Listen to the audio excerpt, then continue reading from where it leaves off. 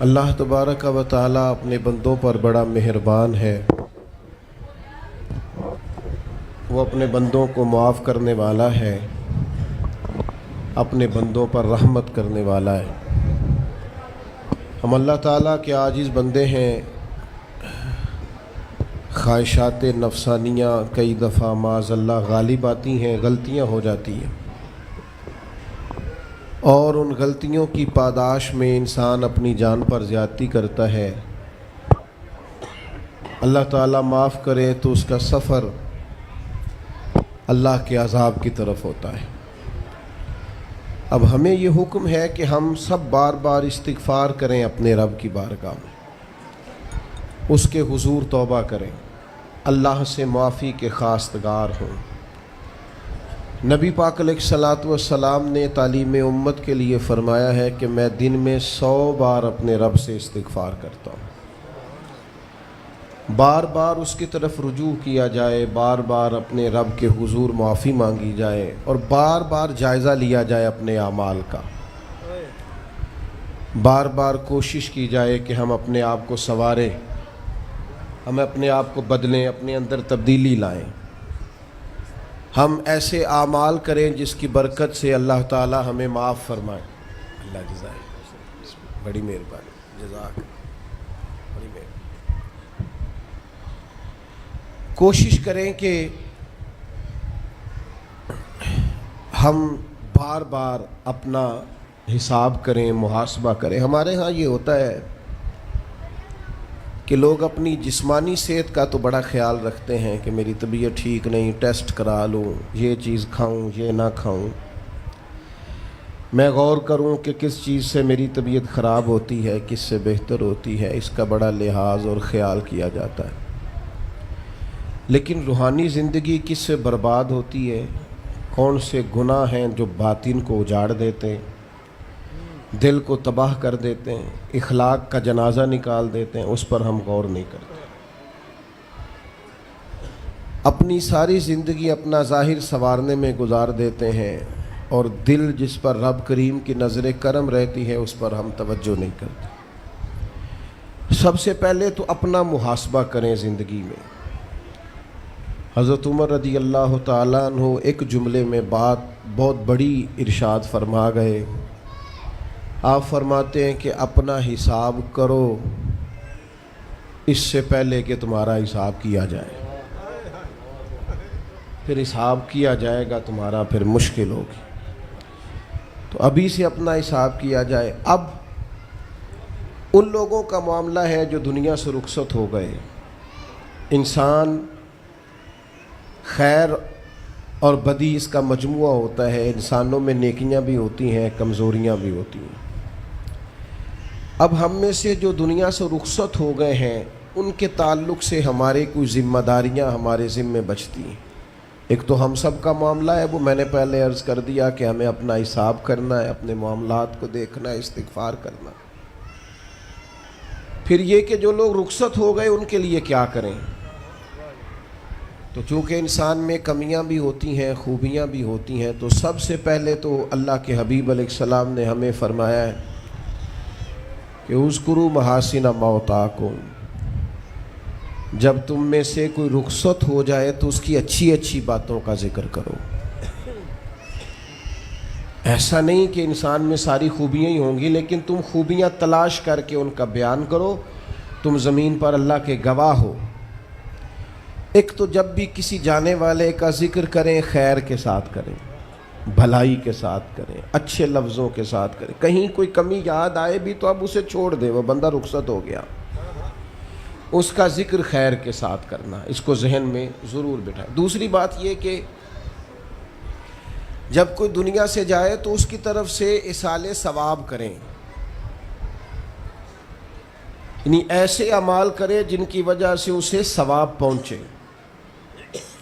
اب ہمارے ہاں جو رسم و رواج بعض بن گئے ہیں، بڑی بڑی دیگیں، بڑے لاؤ لشکر، نامی گرامی بندہ ہے تو نامی گرامی آؤ جاؤ تو کھانے تو بڑا جلسہ تو پتہ لگ جائے لوگوں کو، تو پہلے تو یہ یاد رکھو جس کام میں تھوڑی سی بھی ریاکاری ہو اس پر اللہ کی بارگاہ سے اجر کی امید کیسے رکھتے ہو؟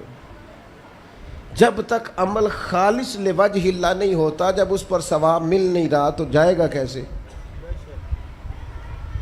جتنا آپ عمل چھپا کے کریں گے، جتنا آپ عمل اللہ کی رضا کے لیے کریں گے، اتنا ثواب زیادہ ہوگا، جانے والے کو فائدہ زیادہ ہوگا۔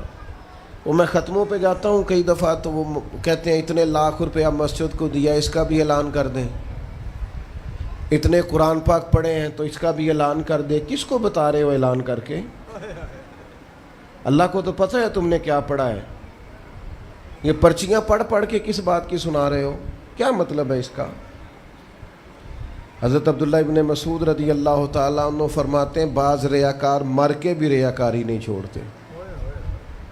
حضور مر کے ریاکاری نہیں چھوڑتے، مرنے کے بعد کیسے ہوگی؟ فرماتے ہیں ان کی خواہش ہوتی ہے جنازے بڑے ہونے چاہیے، لوگوں کو پتہ لگ جائے فلانا گیا، مرنے کے بعد بھی تو دکھاوا کر رہا۔ حضرت ابو ذر غفاری رضی اللہ تعالیٰ عنہ کا جنازہ چند لوگوں نے پڑھا ہے، 4-5 لوگوں نے، اور حضور کے محبوب ترین صحابی ہیں۔ بڑا جنازہ بھی بڑی بات ہے، اللہ تعالیٰ توفیق دے تو اچھے لوگوں کے بڑے جنازے، لیکن کسی کا جنازہ چھوٹا بھی ہو جائے تو مطلب یہ نہیں کہ بندہ ٹھیک نہیں تھا۔ بات کی سمجھ آ رہی ہے؟ تو میرے عزیز، اصال ثواب کریں تو اللہ کی رضا کے محض پتہ ہوتا ہے محلے میں غریب کون ہے، اپنے والد اور والدہ کے نام پر غریب کو دے دیں، کسی مقروض کی مدد کریں، اس بیچارے کی جان چھوٹ جائے۔ آپ کوئی گلی ٹھیک کرا دیں جہاں سے لوگوں کا گزرنا آسان ہو، آپ کچھ ایسا نظام کر دیں جس سے لوگوں کے لیے آسانیاں پیدا ہو جائیں، لیکن آپ محض وہی کام کریں گے جس سے دکھاوا ہوگا تو کیا امید کرتے ہیں اس پر اجر کی؟ تو اصال ثواب دیکھیں قوم کو ضرورت کیا ہے، وہ والا اصال ثواب کریں۔ حضرت سعد رضی اللہ تعالیٰ عنہ نے جب آن کر کے عرض کیا تھا کہ یا رسول اللہ صلی اللہ تعالیٰ علیہ وسلم، میری والدہ کا انتقال ہو گیا ہے تو میں ان کے لیے کیا کروں؟ تو محبوب نے فرمایا کہ فلاں جگہ پانی کی قلت ہے تو وہاں کنواں کھدوا دے۔ معنی کیا ہے کہ اس پانی پینے سے اللہ تبارک و تعالیٰ تیری ماں کو اس کا اجر عطا فرمائے گا۔ صدقہ تو جس چیز کی ضرورت ہے آپ وہ چیز کر کے دیں، اور ختم چپ کر کے بھی ہو جاتا ہے، گھر کے اندر بھی ہو جاتا ہے، اکیلے بھی ہو جاتا ہے، اس کے لیے لاکھوں کروڑوں لگانے کی کوئی ضرورت بھی نہیں۔ چوتھی بات، تیسری بات، کوشش فرمائیں کہ جو نیکیاں جانے والا کرتا تھا وہ نیکیاں جاری رہیں، اس کے بچے، اس کی اولاد، اس کے سارے رشتہ دار ان نیکیوں، اگر وہ کوئی بھلائی کرتا تھا تو وہ بھلائی ہوتی رہے، وہ جاری رہے، وہ سلسلہ آگے بڑھایا جائے۔ ہم یہ کرتے ہیں کہ ہم خیر کے کاموں کو جاری نہیں رکھتے، بلکہ والد کے جانے کے بعد تو بچے بڑے سیانے ہوتے ہیں، وہ کہتے ہیں ابا جی کو تو بس وہ فلانا غریب بھی لوٹ کے لے جاتا تھا، فلانا بھی اپنی مجبوری سنا کے، تو ہم تو سیانے ہیں۔ او خدا کے بندے، حضور علیہ السلام نے فرمایا تمہیں جو روزی دی جاتی ہے وہ تمہارے کمزوروں کی وجہ سے دی جاتی ہے، وہ جو ضعیف کمزور لوگ تمہارے دسترخوان سے کھا جاتے ہیں ان کے سبب سے اللہ تعالیٰ تمہیں عطا کرتا ہے۔ تو اس لیے یہ تو کوئی طریقہ نہیں ہے کہ آپ کے بزرگ خیر کا کام کرتے تھے آپ نے چھوڑ دیا، تو آپ ایک کام یہ کریں کہ ان کی نیکیاں جاری رکھیں۔ اور چوتھی بات یہ کہ ان کے لیے دعا کریں۔ دعا ہمیں حضرت ابراہیم نے سکھائی ہے، سورہ ابراہیم میں موجود ہے، ربنا اغفر لی ولوالدی، یا اللہ مجھے بھی بخش دے اور میرے ماں باپ کو بھی، وللمؤمنین یوم یقوم الحساب، اور جس دن تو حساب لے اس دن سارے مومنوں کی بخشش فرما دے۔ ایک شخص نے نا حضور علیہ السلام کے سامنے دعا مانگی، اللہ مجھ پہ رحم فرما اور اپنے نبی پہ رحم فرما۔ حضور فرمانے لگے تو نے اللہ کی رحمت کو محدود کیوں کر دیا ہے؟ تو کہہ سارے مومنوں پہ رحم فرما، سب پہ رحم فرما۔ بھائی سب کے لیے دعا مانگیں۔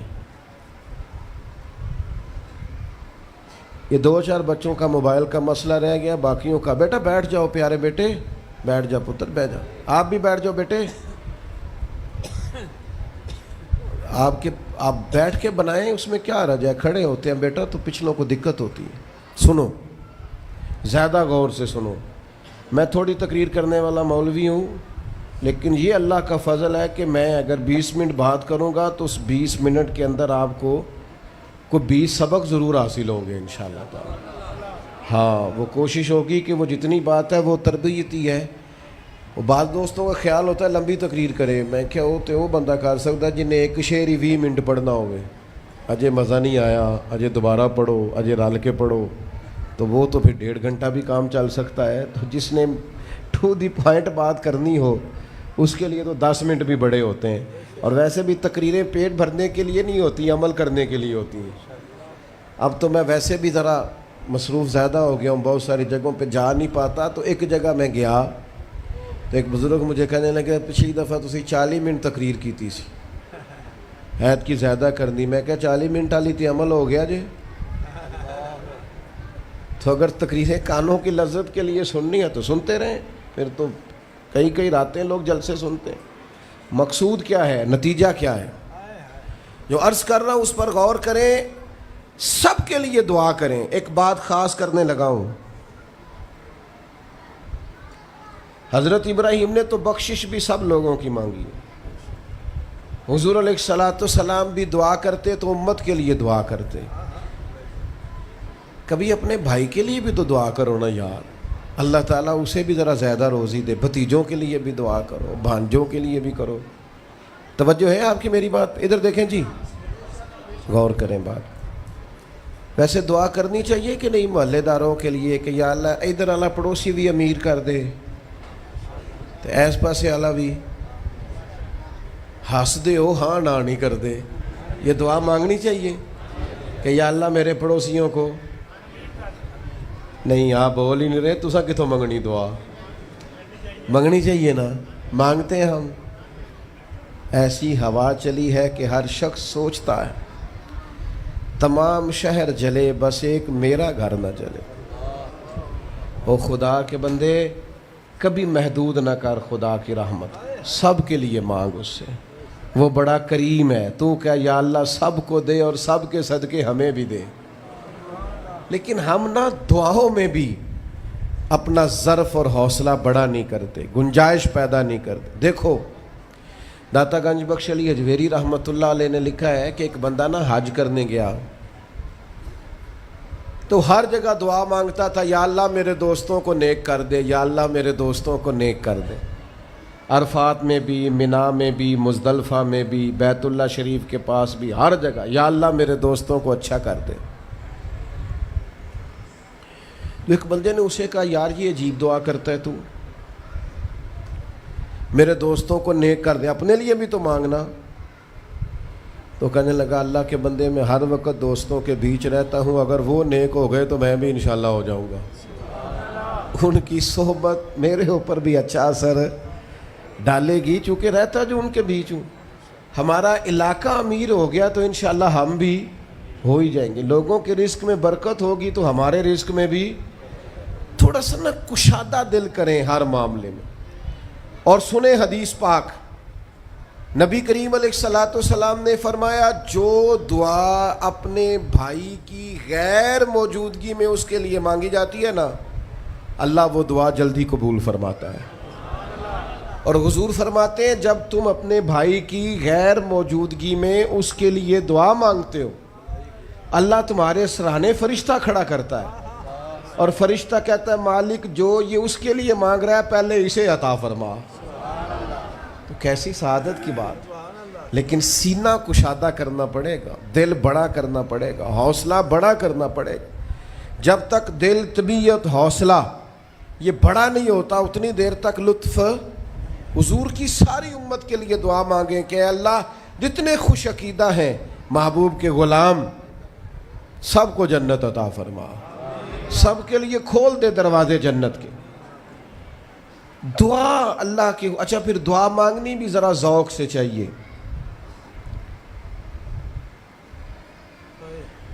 کسی بندے نال ذاتی کام ہوئے، ذاتی کوئی لوڑ پہ جائے وہ کیویں کرائی دا پلا جی؟ تو پتہ ہے سارے گل دا۔ السلام علیکم جناب، کہندا وعلیکم السلام، کتھے ہو جی؟ میں تے دور ہاں کدھرے، تسی حکم کرو۔ کہندا نہیں ٹیلی فون والی گل ہی نہیں، مینوں مل کدھرے؟ اور رات کو کسی وقت کہتا میں 2 بجے آؤں گا، میں جاگنا یار مجبوری بڑی ہے، تو پاویں 3 بجے آ مر مینوں مل کے سوویں۔ پھر اس کو جا کے مجبوری بتاتے ہیں، کلیاں قسمیں اٹھاتے ہیں، اور یہ بھی اس کو کہتے ہیں بار بار کہ میں سارے دوستاں سنگیاں ساتھیاں ساکاں نو آکھ بیٹھا، تیرے تو بغیر گل کو نہیں سنی کسی بھی۔ پورا قائل کرتے ہیں اس کو، پورا مجبور کر دیتے ہیں مدد کرے۔ کرتے ہیں کہ نہیں ایسا؟ لوگ کرتے ہیں نا۔ اور تمہیں پتہ ہے بندہ کیسے مانتا ہے، منا لیتے ہو تو سیکھ جاؤ نا رب کیسے مانتا ہے۔ کبھی بیٹھو نا اکیلے مصلی بچھا کے اور کہو نا اس سے کہ مالک تیرے سوا کدھر جائے، کس سے کہیں، کس کی بارگاہ میں عرض کریں، کون ہے جس کے حضور جائیں۔ ایک بزرگ تھے تو ان کی بڑے درد سے دعا مانگتے تھے، تو کسی نے کہا کہ آپ نے دعا مانگنے کا طریقہ کس سے سیکھا؟ کہنے لگے اپنی بیوی سے۔ بیوی سے کیسے سیکھا؟ تو وہ کہنے لگے میری بیوی کو کوئی کام تھا گھر کا، کوئی خرچہ اس نے مجھے بتایا، تو میں نے اسے کہا ابھی میرے پاس پیسے کوئی نہیں، آتے ہیں کہیں سے تو دیتا ہوں، کرا دیں گے۔ عورتوں کی عادت ہوتی ہے 2-4 دن کے بعد پھر یاد کرایا کہ وہ کام گھر کا ہونے والا ہے، پیدا کیا ہے، بتا تیری بارگاہ میں عرض نہ کروں تو پھر میں کس سے کروں؟ بندے تو بات سنتے ہیں تو پھر وہ پردے کھول دیتے ہیں، دیتے کچھ نہیں اور لوگوں کو سناتے ہیں فلانا آیا جی پیسے پہ منگدا ہے۔ ایک سنگی سی ایک دفعہ تے انہیں پائی دا تگڑا ہے چنگا، دور کسی سنگی کو لونے کو مدد لئی تھوڑی، میں نے کہا یار تیرا بھائی ٹھیک ٹھاک ہے؟ وہ کہتا ہے دیندا تے ہے پر بدنامی بڑی کرتا ہے، سب نو دس چھڑتا ہے۔ عزت رب کی بارگاہ میں بندہ عرض کرتا ہے تو بندے کا پردہ بھی رہ جاتا ہے اور وہ عطا بھی کر دیتا ہے۔ میرے دوستو دعائیں شوق سے مانگو، دعائیں درد سے مانگو۔ وہ اکبر الہٰبادی نے کہا تھا مصیبت میں بھی اب یاد خدا ہم کو نہیں آتی، دعا منہ سے نہ نکلی جیبوں سے عرضیاں ہی نکلیں، دفتروں میں درخواستیں جمع کرانے کے لیے بڑا وقت ہے، اس کی بارگاہ میں کیوں نہیں بیٹھتے؟ اس کے حضور حاضر کیوں نہیں ہوتے جو پردہ پوشی کرے، اپنے بندوں کو نوازے؟ اور 10 منٹ نکال کے اس کی بارگاہ میں آ تو صحیح۔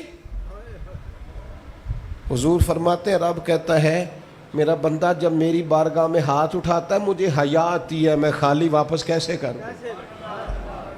جاتے ہی نہیں، عرض ہی نہیں کرتے۔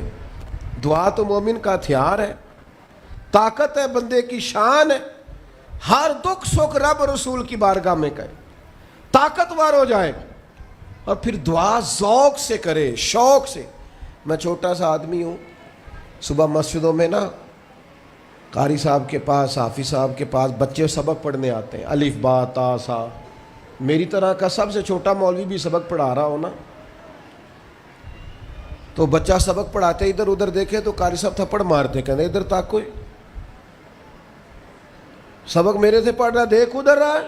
اور بات بھی ٹھیک ہے کہ وہ بچہ کیسے پڑھے گا جس کا دھیان ہی نہیں، لفظوں کی پہچان ہی نہیں ہوگی۔ ڈانٹتے ہیں استاد ادھر توجہ کر۔ عجیب لوگوں نے رب سے دعا مانگ رہے ہیں، دھیان کسی اور طرف ہے، دل کسی اور طرف ہے، ذوق کسی اور طرف، توجہ ہی کوئی نہیں۔ مانگ اللہ سے رہیں، بارگاہ کتنی بڑی ہے، اور رٹی رٹائی دعائیں چل رہی ہیں، دعاؤں میں باتیں ہو رہی ہیں۔ ان تے بندے دعا دے ٹائم بھی موبائل نہیں بند کر دے، وہ دی بھی ویڈیو چاہیے انہوں نے، اللہ سے مانگ رہے ہیں۔ اس وقت بھی توجہ، حضرت موسیٰ علیہ السلام نے عرض کی رب کی بارگاہ میں کہ میری قوم عرض کرتی ہے مالک تو ہماری دعائیں قبول نہیں فرماتا، تو اللہ کریم نے فرمایا کلیم ان کے لفظ میرے ساتھ ہوتے ہیں، دل نہیں میرے ساتھ ہوتے۔ جملے رٹے رٹائے بولنا اور دل پتہ نہیں کہاں گردش کر رہا ہے، بات جو دل سے نکلتی ہے اثر رکھتی، پر نہیں طاقت پرواز مگر رکھتی۔ اب جو ہم جانے والوں کے لیے دعائیں کریں گے، اس میں تو ہمیں چاہیے آپ پیر صاحب سے دعا ضرور کرائیں، علامہ صاحب سے ضرور دعا کرائیں، لیکن جس ذوق سے پتر نے دعا مانگنی ہے نا والد کے لیے، وہ دوسرا کوئی نہیں مانگ سکتا. جو بیٹی نے دعا مانگنی ہے نا درد سے، وہ دوسرا کوئی. آپ خود دعا مانگیں، خود ختم شریف پڑھیں، خود تلاوت کریں. اسی بڑے منفرد لوگ ہاں. ہمارا یہ طریقہ ہے کہ ہم نے رویہ اس طرح کا بنایا ہوا ہے کہ قرآن شریف بھی کوئی اور ہی پڑھے گا ہمارے ابا جی کے لیے. او بھائی آپ بھی تو کوئی 2 سپارے پڑھے نا اپنے والد کے لیے. وہ میں اینے قرآن پاک پڑھائے نے، تو آپ کنے پڑھے نے بھائی؟ ایک بھی نہیں. وہ سارے مدرسے کے بچے. اور پھر آپ نے ناراض نہیں ہونا میری بات سے. قرآن پاک کے بارے میں نبی پاک علیہ السلام نے فرمایا جب تک دل جمے پڑھو، اور جب دل نہ جمے طبیعت تھکے تو چھوڑ دو. تے جڑا اسی بالاں نو بلانے آ مدرسیوں تو کہنے آ پورا قرآن پڑھ کے ہی اٹھنا جے، او دا کی مطلب ہے؟ ان کا دل کرے تو آدھا سپارہ پڑھیں، دل کرے تو 1 رکوع پڑھیں. آپ نے تو پابند کر دیا ہے. کس بنیاد پر پابند کیا آپ نے؟ آپ خود پڑھیں. اور پھر علماء نے لکھا ہے بچہ نیت کر لے والد کے لیے پڑھ رہا ہوں، کہنے کی بھی ضرورت نہیں، اللہ ثواب عطا کر دے گا. خود ایک سپارہ نہیں. اور بیٹا بیٹی بھائی سنیں میری بات، اللہ آپ کو سلامت رکھے. میری بات سنیں. اب ہم نے کرنا کیا ہے؟ اب کرنا یہ ہے کہ ہم نے خوب دعا کرنی ہے. آج بھی جن کے ختم کے لیے ہم آئے ہیں نا، ہمارا دل پورا لگ جائے. اس طرح بندہ رب کو مناتا ہے نا، یہ ضروری نہیں کہ یہاں سے سپیکر سے یہ دعا ہوگی وہی دعا ہے. آپ اپنے دل میں 2 جملے کہہ دیں اس کے لیے کہ یا اللہ تو مہربان ہے. دیکھو لمبا نہیں یاد رکھتے لوگ، جو قبروں میں پڑے رہ گئے. آہستہ آہستہ بندے بھولنے لگتے ہیں. جب کسی کا انتقال ہوتا ہے لوگ روز قبرستان جاتے ہیں. پھر تھوڑے دنوں کے بعد یہ روٹین کیے. فرمایا قبر والا ماں، میرا باپ، میری اولاد میرے میرے میرے میرے لیے دعا کریں، میرے اپنے میرے لیے دعا کریں. وہ تو انتظار کر رہا. دوستو اپنے جانے والوں کا بہترین تحفہ ان کے لیے دعا کرو. میری والدہ میرے والد چلے گئے، کوئی مجھ سے پوچھے نا ان کے لیے کیسے دعا کرتے تو میں کہتا ہوں میری سانسیں بھی دعا کرتی، میری دھڑکنیں بھی دعا کرتی. ایک دن نہیں، ایک دن میں کئی دفعہ جب بھی خیال آتا ہے ان کے. قرآن مجید نے خود توجہ دلائی وَقُلْ رَبِّ ارْحَمْهُمَا كَمَا رَبَّيَانِي صَغِيرًا. اللہ کہتا ہے کہو اے اللہ ان دونوں پہ رحم فرما، جب میں چھوٹا تھا تو میری انہوں نے پرورش کی تھی. رب نے دعا سکھائی. بھائیو صرف مسلمان کا آج موبائل بھی آباد ہے، فوٹو بھی آباد ہے، اور دسترخوان بھی آباد ہے، اور ہوٹل بھی آباد ہے. جس چیز کو آباد نہیں کرتے وہ مسلح ہے. مسلح کمزور ہے، مسلح طاقتور ہونا چاہیے. وہ بندہ طاقتور ہے جسے اللہ سے جڑنا آتا ہے، دعائیں مانگنی آتی، التجائیں کرنی آتی. خوب دعائیں مانگیں، خوب اس کی بارگاہ میں حاضری دیں. آخری بات آپ سب کے لیے میری یہ ہے کہ ہم سب نے دنیا کو چھوڑ کے جانا ہے. ہم دنیا میں اچھے عمل کرنے آئے ہیں. جڑا بچہ اتوں پردیس گیا ہے نا، ابا جی نے پلاٹ ویچیا ہے تے اماں نے زیور ویچیا ہے، وہ باہر کام نہ کرے تو جڑے اتوں کو بندہ جائے وہ کہندے یار تو کڈا بیوقوف ہے، تیری ماں پیو نے جڑے کام کر لیا تو وہ کردا ہی نہیں، پہلا پھرنا ہے. اور پھر میں نے سیانے لوگ دیکھے ہیں سعودی عرب میں 40 سال گزارتے ہیں پر وہاں گھر نہیں بناتے. دبئی میں، یورپ میں 40 سال گزارے، گھر نہیں کوئی. بلکہ جو کمبل خریدا تھا نا جاتے وقت واپسی تک وہی کمبل ہے. کیوں؟ کہ وہ سمجھتے ہیں گھر تو پاکستان میں. پردیس کے لیے محنت، یہاں گھر بنانے کا مقصد کوئی نہیں. اور میرے دوستو نبی پاک نے ہمیں فرمایا دنیا میں اس طرح رہنا جس طرح مسافر رہتے ہیں.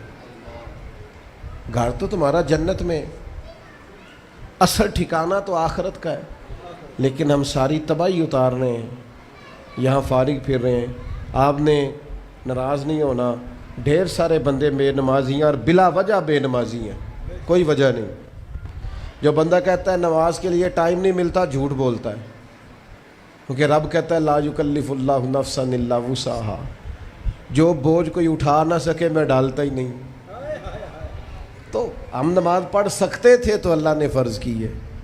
ٹھنڈے اے سی لگ گئے, اب فجر میں آنکھ ہی نہیں کھلتی. او خدا کے بندو, اس وقت سے ڈرو جب اے سی بھی ہو, کمرہ بھی ہو, پر نیند ہی نہ آئے. آج نیند ضرور کرو پر غافلوں والی نہ کرو. فجر کی نماز بر وقت. آج کل ہی تو موقع ہے فجر پڑھنے کا جب رات چھوٹی. اب بھی تو مزہ آتا ہے, بندہ تھوڑی قربانی دے کے اٹھتا ہے. یہی تو ٹائم ہے کہ آپ وقت پہ آئیں. اور یہ ذمہ داری ہے گھر کے بزرگوں کی کہ وہ جس طرح ناراض ہوتے ہیں نا, میری روٹی کیوں نہیں ٹائم نہ پکی, انہیں ناراض ہونا چاہیے کہ تم نے نماز کیوں نہیں پڑھی. لیکن وہ ذات کے لیے ناراض ہوتے ہیں, دین کے لیے ناراض ہی نہیں ہوتے. اس پر ضرور توجہ کریں, بالخصوص اپنی نماز کا خاص. اور نوجوانوں سے کہوں گا, جو بندہ جوانی میں نمازی نہیں نہ ہوتا, بڑھاپے میں اس کے لیے عادت ڈالنا مشکل ہوتا ہے. ابھی سے نمازی ہو جاؤ, بڑا مزہ آئے گا, زندگی مینج ہو جائے گی. ہم تو بھائی ٹائم کے اتنے پابند ہی نہیں رہے. ساڈا تے ٹائم ہی ہے وے, زور تو پہلا زور تو بعد, عصر تو پہلا تے عصر تو, ہر چیز نماز کے ساتھ سیٹ ہے. بڑا مزہ آئے گا اگر اس کے ساتھ آپ کی زندگی ساری ترتیب پا جائے. دعا کرتا ہوں اللہ ہماری حاضری قبول فرمائے.